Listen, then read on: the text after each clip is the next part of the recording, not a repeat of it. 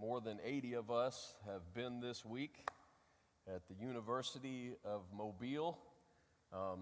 If some y'all slips out of me a little bit today, it's because I've been back in the territory and some of it rubs off. But we had, to say it's a fantastic week, really doesn't cover. We had such a great week. And the part of that blessing is not only for so many of our students and leaders to be there, but also for our friends from Taiwan to be able to come and join us in that. You saw the video earlier. Well, not only do we have the opportunity to go to Taiwan, but God's made the way that Taiwan can also come and be with us. And so would you welcome some of them here today? Would you welcome them?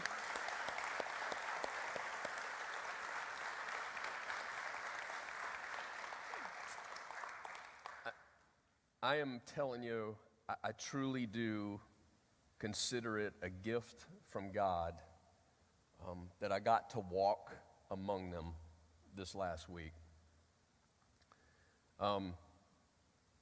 Every once in a while I hear somebody say, you know, camp, oh, it's just fun, but there's really not a lot of depth to it. Don't talk about what you don't know. Don't talk about what you don't know. Because if you ask me to describe our students to you, right after I told you how incredibly proud of them I am, I would describe them this way. They have hurts much deeper than most of you would imagine. They do. Some of those hurts created by their own doing. Some of those hurts inflicted by outside sources that are just foolishness around them. But this week, they dealt with a lot of those hurts. I'm proud of them for that. But second, I would describe them as students who have faith much greater than most of you would believe. Faith much greater than most of you would believe. We watched them serve this week in places that, I'm just going to go ahead and give you the whole scoop. In some of the places that they were allowed to serve, they were not allowed to go back later in the week because the danger was too great. But I watched them not become fearful out of that. I actually watched them wrestle with their disappointment of not being able to step back into the dangerous places. Hurts much deeper than you would imagine. Faith much greater than most of you would believe. I'm proud of them. And you know, it's interesting to me that the same could be said. Deep hurts, great faith. The same could be said about a guy that we've been studying for about a month now. His name is Moses. Deep hurts, great faith. The series we're in is called Anchored. We've been here for about a month.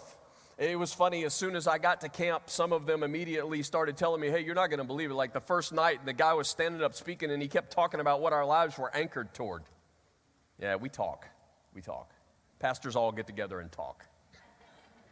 Anchored meaning when our soul is anchored in the character of God, when our heart is anchored in who He is, not only are we able to survive storms of life, but we are actually able to live with fullness through those storms. Moses came to a place where he went for it and he asked God, God, show me how great you are. Show me your glory. And this is the text that we've been reading for about 3 weeks now. I'm just going to read it to you today. Exodus 34, verse 5. It says, Then the Lord came down in the cloud and stood there with him and proclaimed his name, the Lord. That's the Yahweh, God's name. And he passed in front of Moses proclaiming, the Lord, the compassionate and gracious God, slow to anger, abounding in love and faithfulness, maintaining love to thousands and forgiving wickedness, rebellion, and sin. Yet he does not leave the guilty unpunished. He punishes the children and their children for the sin of the parents to the third and the fourth generation. Moses said, God, show me who you are. And God chose to do that by proclaiming God's name. He says, Moses, this is who I am, Yahweh. And for 3 weeks, as I said, we've been kind of picking apart these verses, looking at the different aspects of who God tells us that he really is, wanting our soul to be anchored in that truth. Today, I want to take you back a little further. Because if Exodus 34 is all about God's name that he's revealing to Moses, well, that actually started further back in the book of Exodus, actually in Exodus chapter 3, and I want to show you some of that today. Now, we tend to always see Moses as this powerful leader. I think that's how most people think of Moses. When I say the name of Moses, we have this imagery of him, holding up that staff and the sea is parting so that people can walk across on dry land. That's the image we have. I'm not lying to you. This really did happen.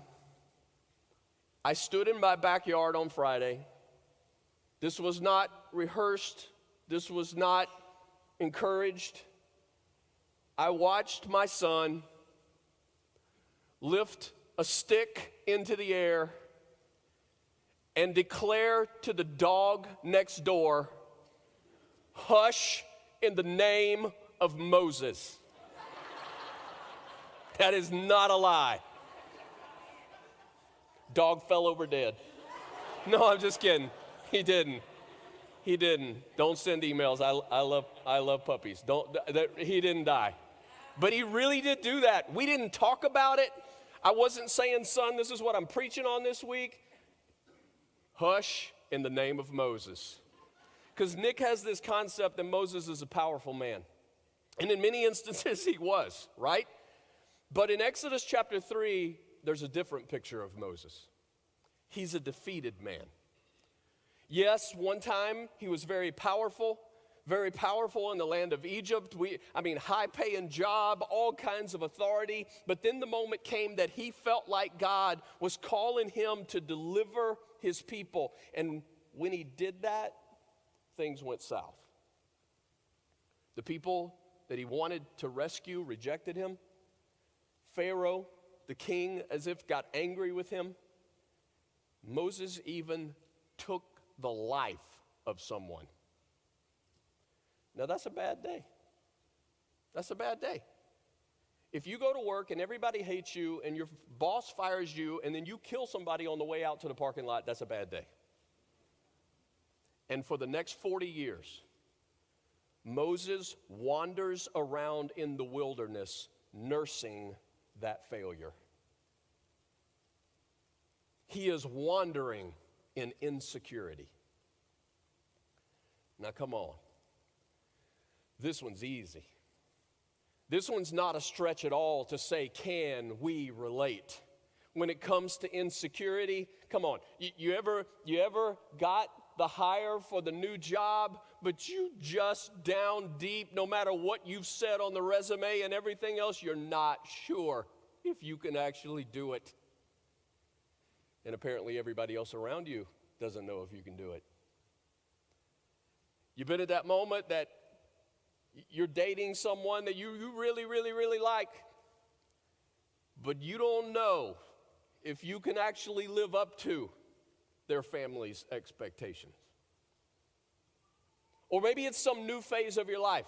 It's time to go to high school, or it's time to go to college, or it's time to be on your own, or it's time to be a parent, or it's time for retirement.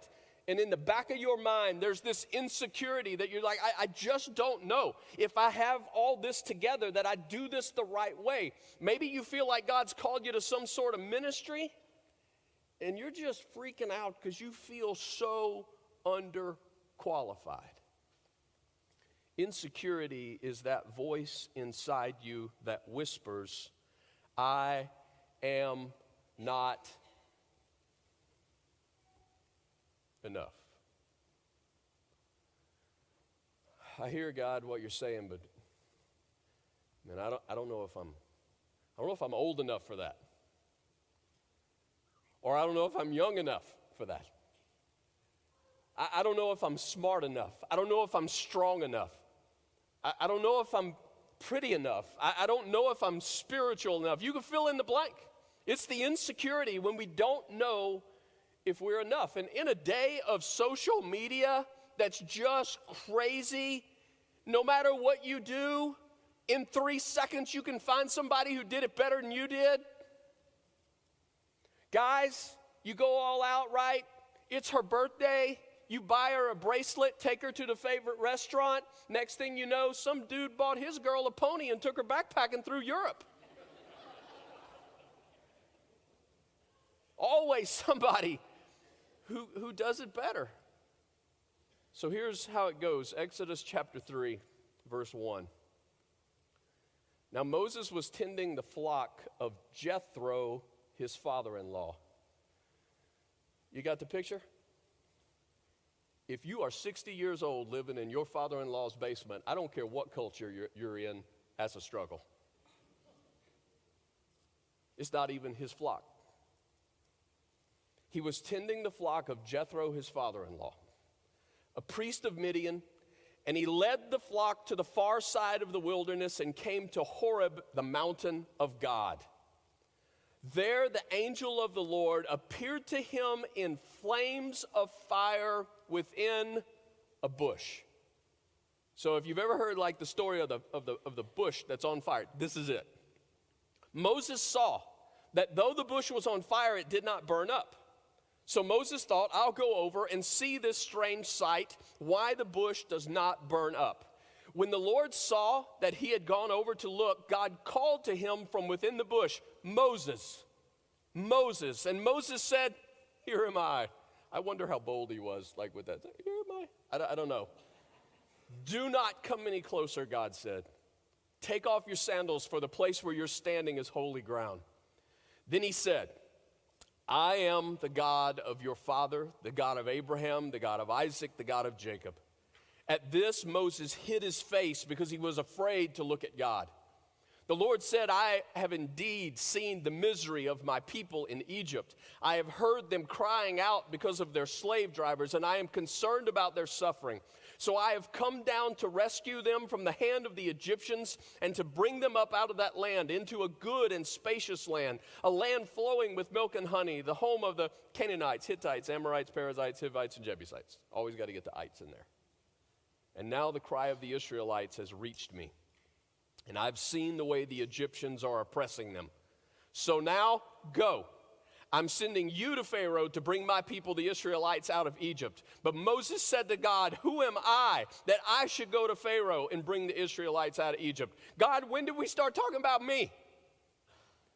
I was doing just fine talking about you. You talk about you, we know how great you are, you're going to deliver your people, and now you start, when did this turn into me delivering the people? I've already tried that once and I failed. Verse 12, and God said, what? I will be with you. Isn't that interesting how God addresses Moses' insecurities? He didn't try to reinforce Moses with some positive thinking. He didn't. He didn't try to convince Moses that he had underestimated his talents. You don't see God saying, Moses, look in the mirror. Repeat after me. I am Moses. I am a bad man. No. He just says, I'm with you. It is this shocking and yet most peaceful moment that happens in your life when you are finally convinced that confidence does not come from competence, but ultimate confidence comes with the assurance of God's presence. Now, I'm telling you, most of us don't really believe that. We don't. And the evidence would be our life. But confidence is not just about competence. Now, I'm not opposed to competence. I mean, learn all you can learn, grow in every day that God gives you, but really ultimate confidence is about the assurance of his presence. How do I move with confidence to the next step of my life? How am I going to move now? It's time for high school. It's time for college. It's time to be on my own. It's time to be a mom. It's time whatever it is. How do I move with confidence into those next steps of my life? It's to know that God is with you. Verse 13, Moses said to God, suppose I go to the Israelites and say to them, the God of your fathers has sent me to you, and they ask me, what's his name? What then shall I tell them? And God said to Moses, I am who I am. This is what you are to say to the Israelites, I am has sent me to you. That's his name. In Hebrew, you actually say it, Hayah. Hayah. Everybody say, Hayah. Come on. Hayah. If you don't get a little something on your neighbor, you haven't said it right. Hayah. All right? It means I am, from the verb to be. He has no beginning. I am. He has no end. I am. Just like the fire that Moses sees in this bush. Everybody knows fire requires fuel. Not this one. It just keeps on burning. It's not burning up the bush, the wood. It's not the fuel. It just burns. There is no external. The eternal I am needs no external fuel. Nothing created him. He is always and forever the same. Everything that has ever existed had its beginning in him. He is the source of everything that has life. He holds it all together now, and in the end, he will be the one standing. I am. To talk about the bigness of God, I think God has remarkably given us an open theater to be reminded often of his bigness.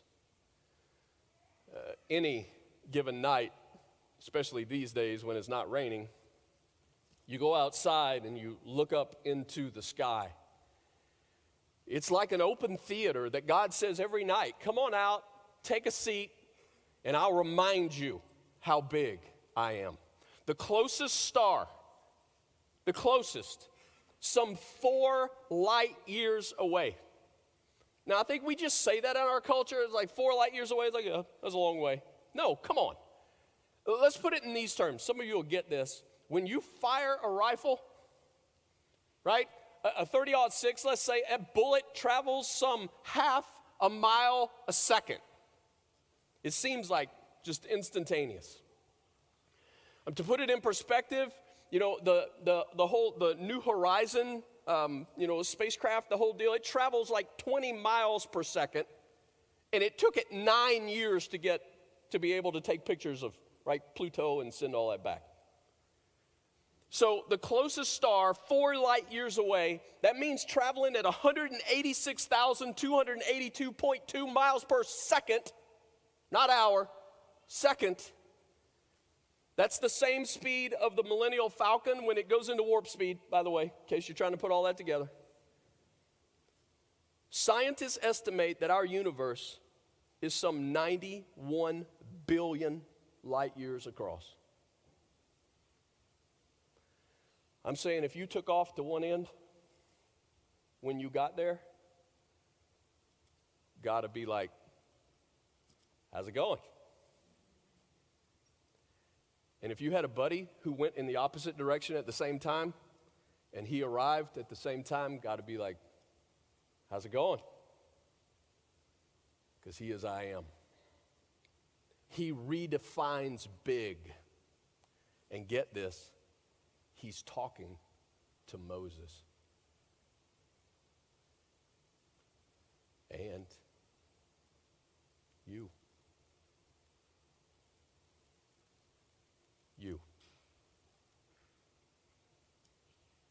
Verse 15. God also said to Moses, say to the Israelites, the Lord, the God of your fathers, the God of Abraham, the God of Isaac, the God of Jacob has sent me to you. This is my name forever. The name you shall call me from generation to generation. I am. And then if you skip to Exodus chapter 4 real fast, verse 10, it says, Moses said to the Lord, pardon your servant, Lord. I have never been eloquent, neither in the past nor since you've spoken to your servant. I am slow of speech and tongue. And the Lord said to him, who gave human beings their mouths? Who makes them deaf or mute? Who gives them sight or makes them blind? Is it not I, the Lord? I am. I want to show you real quick. When God reveals his name, when he reveals who he is, there's just some remarkable things we learn here. First thing I want you to see is I am shows us how we encounter God. This moment of I am really does show us how we encounter God. Typically, we don't encounter God through this lifetime of philosophical reasoning. Typically, we encounter God when we have an experience where we're confronted with the fact that he is. Many times, it really does begin with unanswered questions. Just like Moses has with this burning bush. He's looking at a bush that's not burning up. It's not going away. It's not getting smaller. The fire's not diminishing. He's looking at a bush and it's not burning up. And when he turns, it is in that moment that we find God saying, I'm not necessarily going to solve the mystery of this bush not burning up, but hey, Moses, I am. And I'm telling you, that's how it often happens in our lives. Sometimes it really is philosophical. You've heard of a guy named Thomas Edison. This is what Edison says: when you see everything that happens in the world of science and in the working of the universe, you cannot deny that there must be a captain on the bridge. Edison said, when I look this direction and I see all that's involved in science, it makes me ask this question, there's got to be more. And when he turns, he hears, I am. Albert Einstein. For Einstein, it was the enigma of the depth of evil in the human race. And he said that pointed to realities that had to be beyond biological. This is what he said: it's easier to denature plutonium than to denature the evil spirit of man. That's like one of the few things I can understand from Einstein.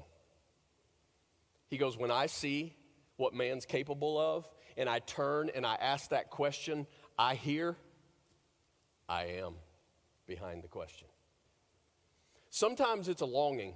It's not philosophical, it's a longing. It's the birth of a child, right? There's been that moment, some of you've experienced the birth of your child, and it's just like this moment that, or it's the death of someone that you love. I want you to hear this quote by Steve Jobs. This is actually his last interview on 60 Minutes. This is what he said: throughout my life, sometimes I've believed in God, sometimes I haven't. But ever since I've had cancer, I find myself believing a bit more. I want to believe in an afterlife. When you die, it can't just all disappear. The wisdom we've accumulated, somehow it lives on. It can't be like an on-off switch, click and you're gone. Incidentally, that's why I don't like putting on-off switches on Apple devices. You're like, oh. But in a moment of sickness, Jobs is asking a question, and when he turns to ask the question behind that, there are answers of I am. Sometimes it's when people read the Bible.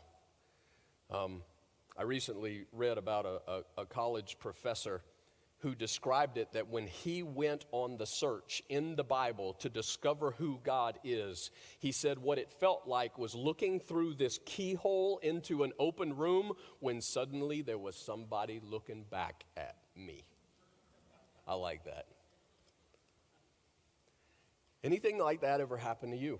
Maybe it's not so dramatic, but you know what Ecclesiastes says? Ecclesiastes says that God put eternity in our heart, which means he puts a restlessness. He puts those unanswered questions, those burning bushes, if you will, that when we look upward and we experience those questions, when we look in and we sense that longing, those feelings are like that burning bush. And when you turn, just like Moses, you find a name.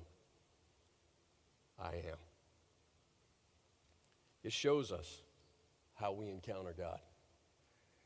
But I am also gives us the ground rule for knowing God. It also gives us the ground rule for knowing God. I am means I am who I am, not who you define me to be. Now, I thought it was interesting. One of the things that I kept hearing students bring up throughout the week was something that the speaker said on one of those nights when he simply asked the question, is Jesus changing you, or what was the rest of it? Are you changing Jesus? And that stuck, didn't it? I heard multiple times people bring it up. What he was saying is, this is supposed to be about Jesus who's doing the transformation, changing who you are, but so many of us want to live life trying to change Jesus to fit who we want him to be, so that it fits how we want to live. That's exactly what I am speaks to. He's saying, I am who I am, not who you define me to be. In theological talk, they talk about theology from above versus theology from below. Theology from below is just philosophical speculation. Let's all get in a room and let's talk about what we think, and then we'll debate and decide who's got the best idea. Theology from above, it literally comes down. It cannot be debated because it's from God. It's either received or it's rejected, but it cannot be edited. Plato has this really cool image in a work, I think it's called The Republic. It's called Plato's Cave, where he paints this picture of philosophy being like this group of men who are sitting in a cave. When suddenly the light from outside the cave is casting a shadow on the back wall of the cave, and all the men are facing toward the back wall. They're actually chained that direction so that they cannot see outside. And as the light casts the shadows on the back of the cave, he says the men simply start to speculate what they think they see. Those dim shadows, though, they're just shadows. Later on, Plato said, if only someone from outside could come into the cave and tell us. As Christians, we believe somebody has stepped into the cave. And we believe his name is Jesus. And he is the great I am. The question is, do you believe in a theology from above or a theology from below? And the answer to that is, do you argue it? Because theology from above is not to be edited. Another way to ask it is, does God ever contradict you? Because if God doesn't ever contradict you, then you're actually playing God, not him. I heard somebody one time describe it. Anybody remember an old movie called The Stepford Wives? Anybody remember that? You got to be old to remember it, but anybody? So don't raise your hand. But you remember the movie? It was a long time ago.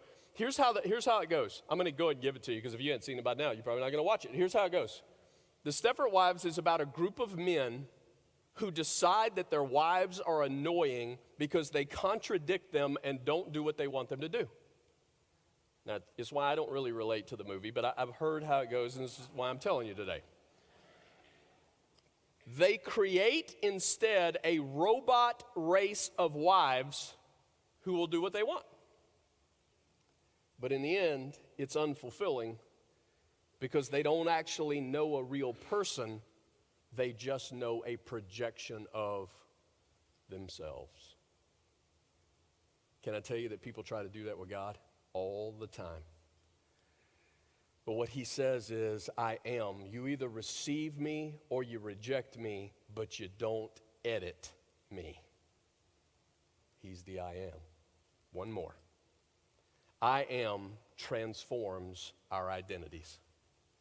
I am transforms our identities. Moses had some personal disabilities. He's got a speech problem, which is kind of an interesting deal when God says, I want you to be my spokesperson. Moses also has some personal failures. He killed someone. Moses also has doubt. And back in verse 11, when Moses said, who am I? You remember that? He goes, who am I? Most all scholars believe that Moses is echoing what the people to whom he had first gone to, the Jews, when he goes, look, I've come here to rescue you, and you know what those people looked at him and said? Who are you? Who are you? And now Moses is echoing that question, and it really does show us that those doubts have gone so deep with him. You ever had somebody criticize you for so long that you started to believe it about yourself? You ever had somebody put you down for so long that you actually started to believe what they were saying? That is apparently what's happening to Moses here. They're saying, who are you? He's going, I don't know. And so he's asking the same question. Isn't it interesting that because of those insecurities, Moses could not see what God was doing for 40 years when God has him in the desert? Because get this, for 40 years, Moses leads some sheep around the desert. He knows the territory. He knows where the water is. And guess what? It would be the same territory that was going to be required for him to lead a people out of Egypt and safely get them to freedom. And just so happens the man knows how to put together a system of order and government. But Moses couldn't see all that preparation because of his insecurities, that all he could see was what he couldn't do. For some of you, it's the same story. I would guarantee it. If you backed up long enough and God could give you eyes of faith, what you've been whining about having to wander through is actually God with you in the perfect circumstance for what he's got next. I find it interesting, though, that God didn't point all that out to Moses. God didn't sit him down and go, here's the lesson. Been showing you the whole land so that you'll be ready. God didn't do that. When Moses says, God, who am I? God simply responds, it doesn't matter who you are. It matters who I am. But God, I'm not eloquent, I'm not smart, I'm not successful. And God says, I didn't choose you because you were any of those things. I got enough of all that for both of us. 1 Corinthians says it this way, it's not many who are mighty, it's not many who are eloquent, not many who are rich or powerful, for he chooses the weak and the despised in order to show his greatness in it all. God's saying, I'm the God of very unpromising material. You may not be, but I always am, and my amness always overcomes your notness. We are so small. We are so small. We have worries. Why do we worry? Because we know we don't have it all together. We have insecurities. Why do we all have insecurities? Because we all know we have weaknesses. We're not even strong enough to guarantee we'll be here tomorrow. That's not a lot of strength. James chapter 4 says we're like a wisp of smoke. James chapter 5 says we're like a blade of grass. The wind changes and the temperature changes, and the next thing you know, you're done. So small. In the whole scope of the universe, you are so small, so insignificant. And this is the moment where you're like, wow, I'm so glad that I came for this encouraging talk today. That, Jeff, you would go so far as to make me feel like nothing, that you would make me feel small. I'm not trying to make you feel small. I'm telling you that you are small. But I want you to recognize that you are not. But it's okay when you belong to the I am. God, I'm not very good. And God says, I am. God, I'm not very skilled. God says, I am. God, I'm not sure. I am. I can't hold on. I am. Who could possibly be smart enough to figure all this out? I am. Is anyone really trustworthy? I am. God, I don't think anybody's listening to me. Oh, I am. I wish I had somebody to hold me. I am. I've given all that I have, and it's not enough. I am. God, I'm pouring out everything I got into everybody else, and it doesn't feel like anybody else is pouring anything into me. I am. God, I need a new start. I am. I need somebody to tell me it's going to be okay. I am. And then, you can clap for him. You can clap for him. In the New Testament, Jesus takes that name and applies it to himself. And he says, those of you who are in darkness, I am the light of the world. Those of you who thirst, I am living water. Those of you who are lost, I am the way. Those who are confused, I am the truth. Those under the cause of death, I am the life. To those who feel insufficient, I am the good shepherd. To those on the outside, I am the door. And to those crushed by guilt, I am the resurrection and the life. Amen. I am. I know you're not, but I am. So, during that time in the wilderness, God gave some instruction. He gave some laws. He gave some commandments, 10 big ones, in fact. And the third one is kind of interesting. It goes like this, Exodus chapter 20, verse 7, you shall not misuse the, what? Name of the Lord your God, for the Lord will not hold anyone guiltless who misuses his name. Some of you grew up with the King James Version that goes like this, thou shalt not, what? Take the Lord's name in vain. You shall not take the Lord's name in vain. And you were taught that meant you don't say things like, oh my God, you don't say good Lord, you don't use Jesus Christ as an exclamation. In other words, you don't use the name of I am in some flippant way. And that's right. That's true. But I also think it's bigger than that. And let me paint this picture. In times past, there was a girl named Jennifer Magnew. And on the greatest day of her life, she became a Thunderbird. Just go with it. I'm making a point, all right? She's not here. When she took my name, here's the point, not that stuff. When she took my name, she became part of me. I became part of her. One, everything I had became hers.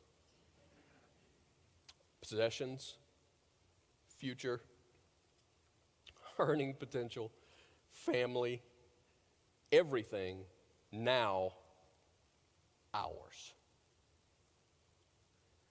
When you became a Christian, you got a new name. God's name. You became one with Him. He now lives within you. and the properties of the I am became yours. You became one with him. Peter says we become participants in the divine nature. The Apostle Paul says we are an inheritor of divine promises, that all the promises of God are yes in him. So here's what I want you to get. When you say no to God, when God tells you something, God says do this, and you say no to him, or when you falter in obedience, or when you cower in an assignment because you think I am not fill in the blank, you are taking his name in vain, because though you are not, he is. He is. And when you say I'm so stupid, when you say I'm a loser, when you say I'm a terrible mom, God says, I'm not any of those things, and I'm in you, neither are you. Whatever you're not, whatever you need, whatever you didn't get from your parents or your teachers or your spouse or whoever it is, he's saying, I am. What I am, you are. Stop taking my name in vain. When the pharaohs in your life say, who do you think you are? You respond, I don't think I'm anything, but I'm with the great I am. When the haters in your heart whisper, you are not, you are given the opportunity to shout back at them, you're right, but he is, and now I am in him. What you think about God is the most important thing about you. But get this, the reason it's so significant is because of what God thinks about you. You are loved.